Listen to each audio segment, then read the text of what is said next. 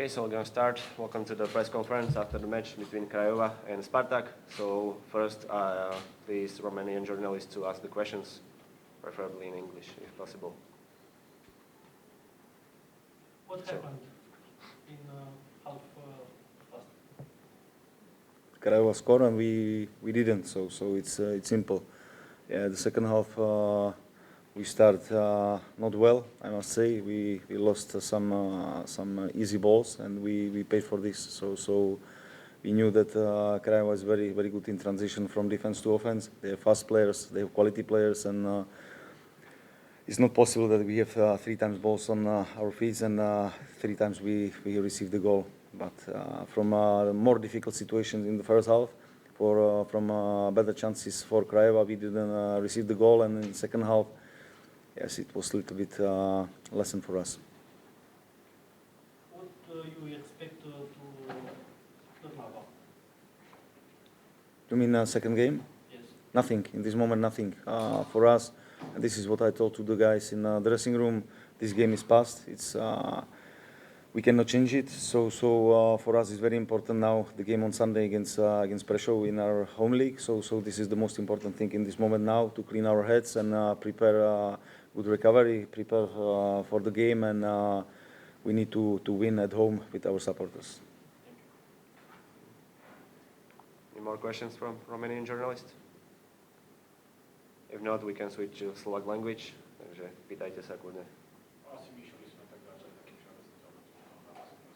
Hej, dobre, my sme ten zápas chceli začať aktívne, aby sme nejakým spôsobom otúpili ten predpokladaný nápor hostí. Myslím si, že to sa nám aj podarilo, prvých 10 minút celkom bolo fajn, aj s pressingovými vecami, aj s držaním lopty. Neboli sme toľko nebezpeční, to je druhá vec, ale potom zase prebrala iniciatívu Craiova. Bola tam taká 10-15 minútovka, kde proste sa nám to valilo z pravej, z ľavej strany, centrované lopty. Majú obrovskú kvalitu, ale všetko sme ustáli. Potom sa hra celkom vyrovnala a bohužiaľ ešte pred koncom polčasu proste po našich chybách znovu, kde môžeme dať loptu preč alebo rozohrať, lebo nás nenapadali vysokým počtom hráčov, tak ideme dlhou loptou, potom stratíme loptu v boxe a mali tam z toho brvno a nebezpečné štandardky. Niečo sme si povedali aj v šatnice spolčas, ale bohužiaľ v druhom polčase sme absolútne nezačali dobre, ľahké straty lop, také aj profesorské, aj keď v takom zápase, kde nemáte veľa priestoru a super je veľmi agresívny, tak sme očakávali, že budeme na 100% tiež koncentrovaní, ale bohužiaľ sme neboli a hovorím, také situácie, ktoré sme ustali v prvom polčase, tak z ľahších pre nás, lebo fakt 3-krát sme mali loptu na kopačkách a 3-krát sme inkasovali gól, takže toto je pre nás lekcia a musíme sa poučiť ďalej z tohto.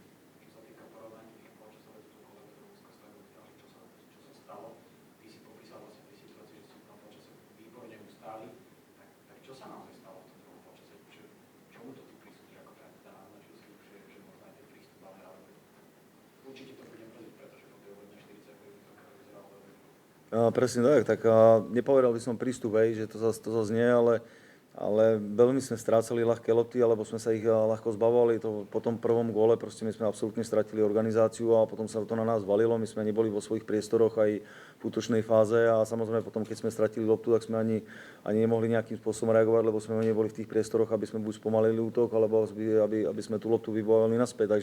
Takže toto bol po tom prvom inkasovanom góle bol taký chvíľu chaos na ihrisku, čo som nepredpokladal, ale bohužiaľ nastalo.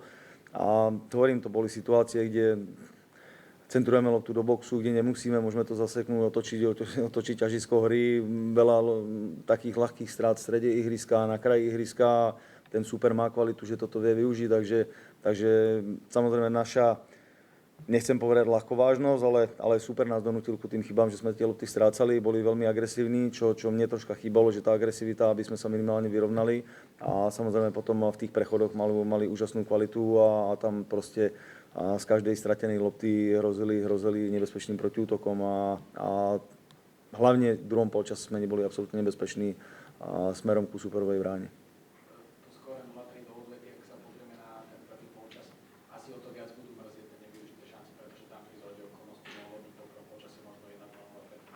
Presne tak, absolútne tiež súhlasím a je to škoda, lebo v takomto zápase, keď hráte proti takej kvalite, musíte si vážiť tých šancí, ja som to povedal už pred zápasom, že proste pre nás bude podstatná efektivita a nedať superový priestor.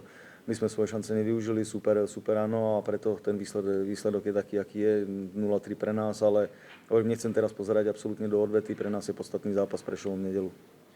Ja sa tak budete opýtať z pohľadu tých pozitív a toho, čo v tom polčase vyzeralo dobre. Bude to niečo, od čoho sa budete chcieť odraziť, tá priamočiara kolmára? Jednoznačne, toto bude podstatné pre nás. My sme vedeli o slabých stránkach supera a to sme sa snažili nejakým spôsobom využívať a samozrejme na to budeme chcieť nadviazať aj v tom domácom zápase.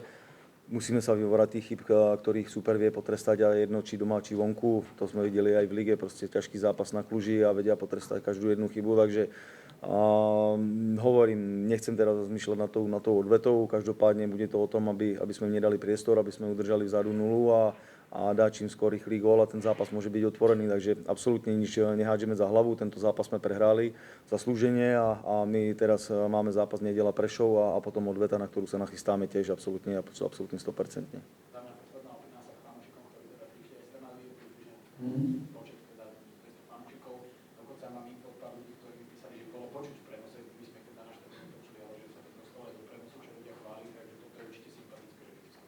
Ja hovorím, každý zápas ich chválim, samozrejme môže už to byť také aj je smiešné, ale mi to absolútne jedno. Znovu ďakujem fanúšikom, lebo fakt sú top na Slovensku, sú výborní a cestovali s nami ďaleko a bolo ich počuť aj v tom kotli, ktorý tu urobili domáci, takže klobúk dole a samozrejme aj pre nich chceme vyhrať ten zápas v nedeľu a čo najlepšie sa odvďačiť aj v tej odvete proti Krajove. Ďakujem. Bol to možno, že aj taký dobrý signál, že po zápase vlastne fanúšikovia tam vytlieskali a ukázali, že proste nemali rukou nad vami po takomto výsledku.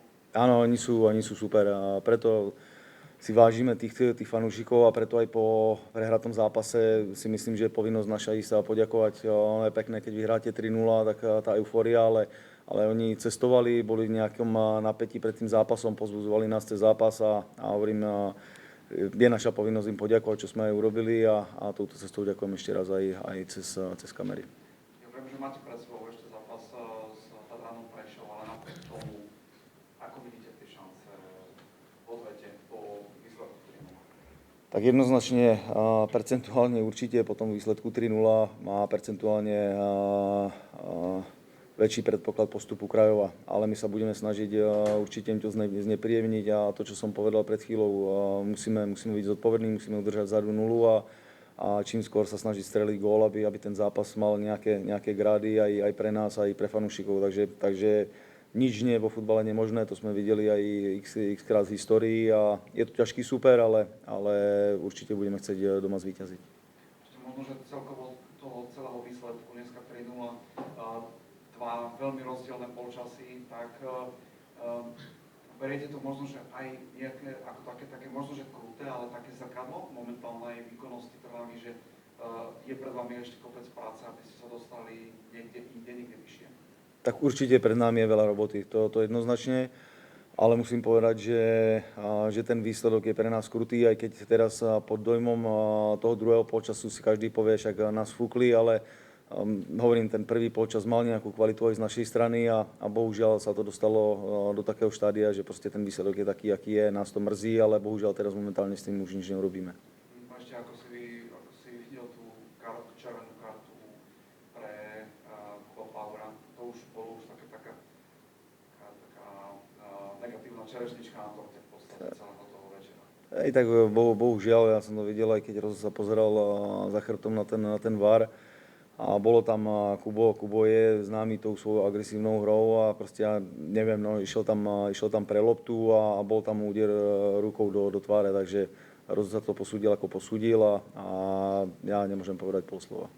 Ešte plus možno, že nejakých pár slov v atmosfére na štadióne, že ako to dneska vnímal možno z tej hlavičky a tak.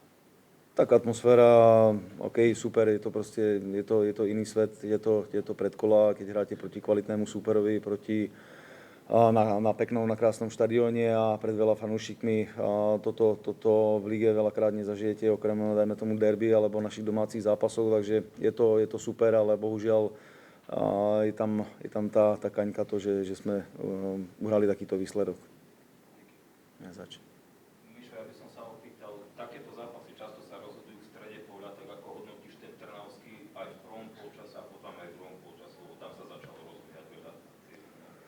No hej, ja som to vlastne povedal, že ten prvý polčas my sme boli nejakým spôsobom kompaktní, a keď niekedy nám vyšli z toho pressingu, tou ich kvalitou, aj tými rotáciami, ktoré robili, hlavne cez našu pravú stranu.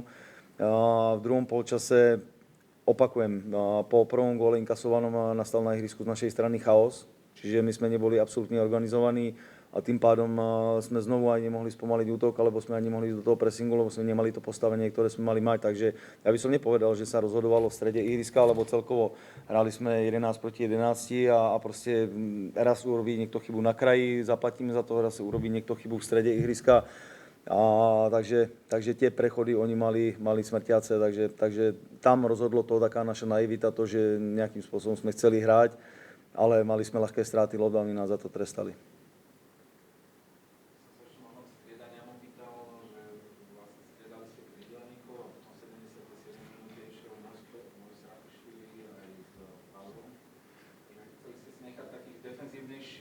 Defenzívnejšie typy stredopoliarov, aby hrali dlhšie?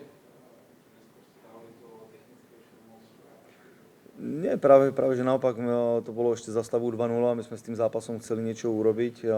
Tam troška nám dochádzala energia a vedel som, že proste aj Stefan, aj Kudla do toho zápasu vedia doniesť tú energiu, a to isté aj Mojsi vlastne za toho stavu, oni potom troška cukli do hlbšieho bloku a my sme tam potrebovali mať väčšiu tvorivosť a také otáčanie ťažiska hry, väčší kľud na lopte, aby sme sa mohli dostávať bližšie ku bráne súpera. A bohužiaľ sme hneď dostali potom tretí gól, potom vylúčenie a bolo po zápase. Nejaké otázky? Ak nie, tak ďakujeme a pekný večer. Ďakujem, pekný večer.